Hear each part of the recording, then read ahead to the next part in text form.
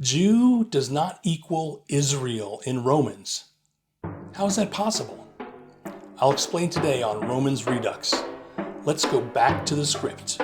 Hi folks, Dennis Lutero here. I ended last week's video with a bit of a cliffhanger.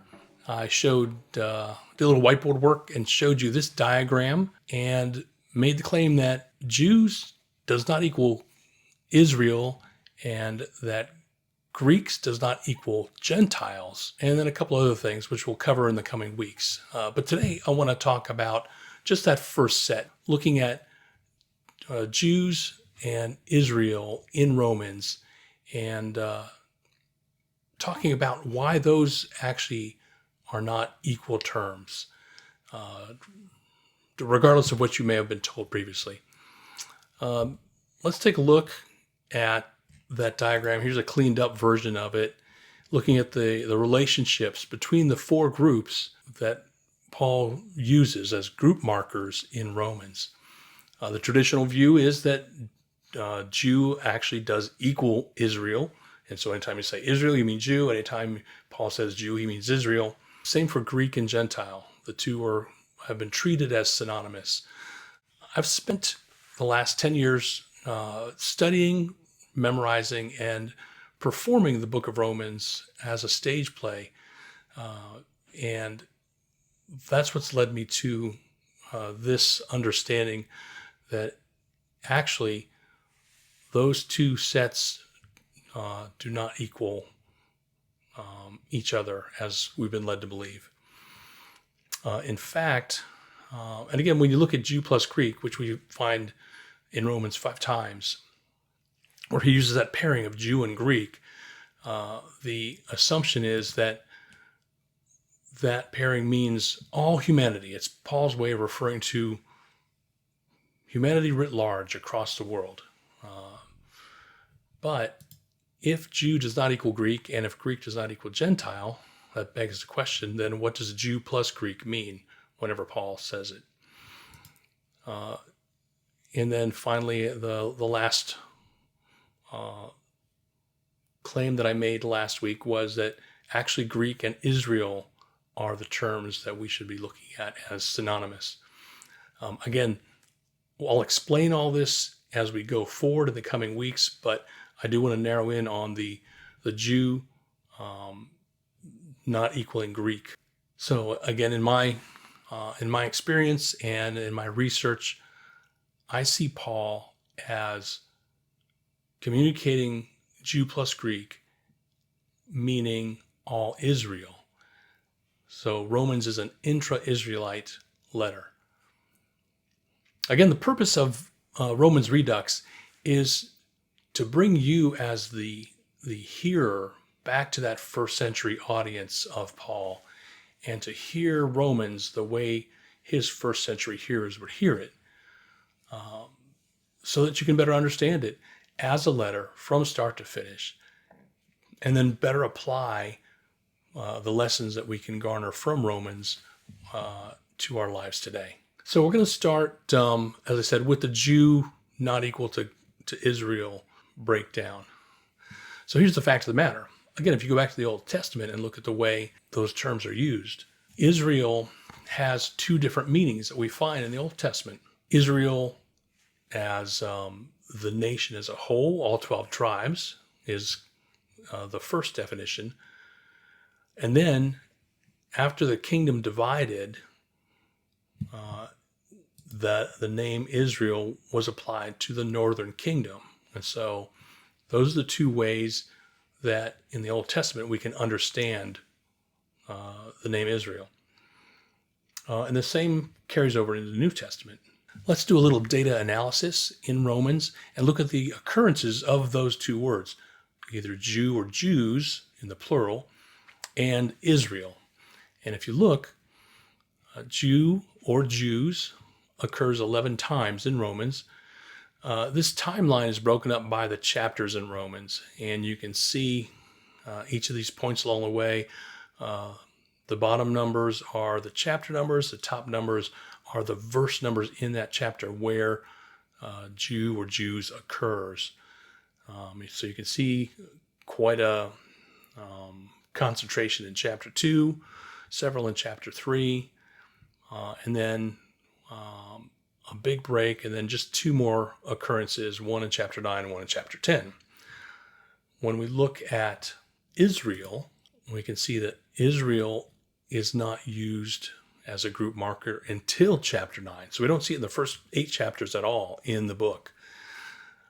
And again, 12 occurrences in Romans, and those are all concentrated in chapters 9 through 11, which, if you've read Romans before, shouldn't be surprising.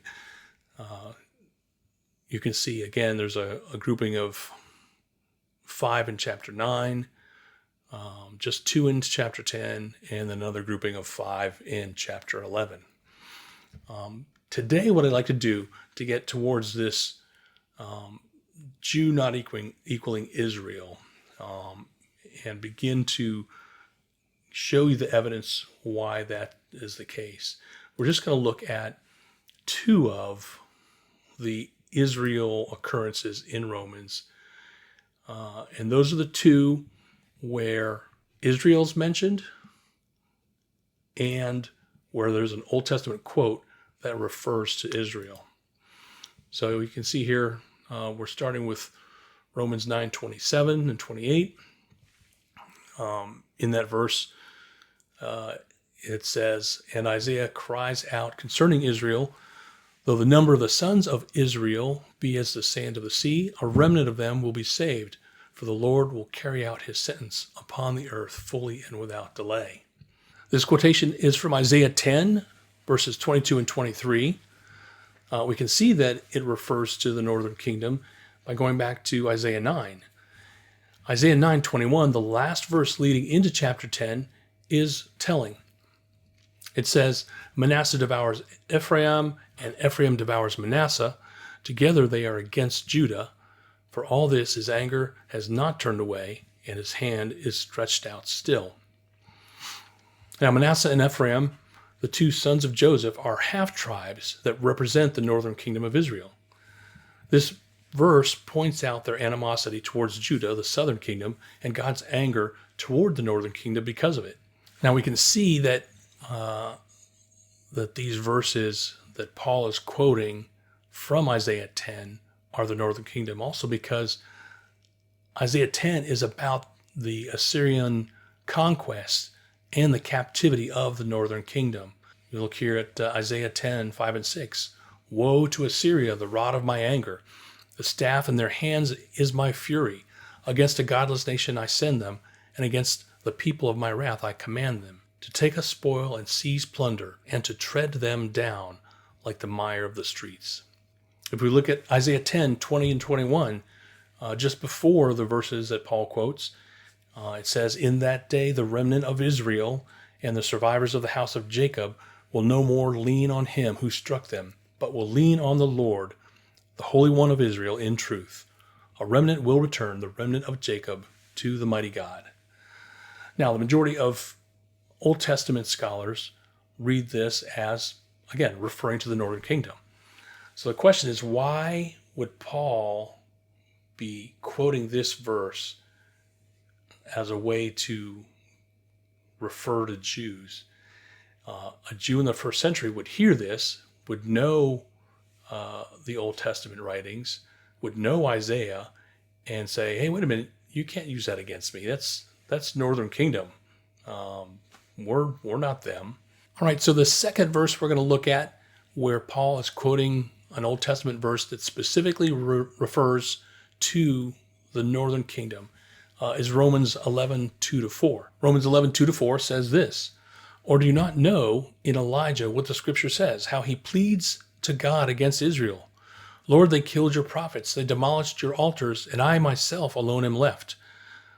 They even seek my life." But what does the divine oracle say to him? "I kept for myself 7,000 men, anyone who did not bow the knee to Baal." So we see that this verse, set of verses, is pulled from the story in 1 Kings 19. Again, this is Elijah going to God, and he's battling the priests of Baal. You can see here the quote from Romans 11:2-4 comes out of 1 Kings 19:10. You can see the wording here, very similar. And then 19:18 is where God responds, saying he'll leave 7,000 in Israel. This is specifically a northern kingdom reference.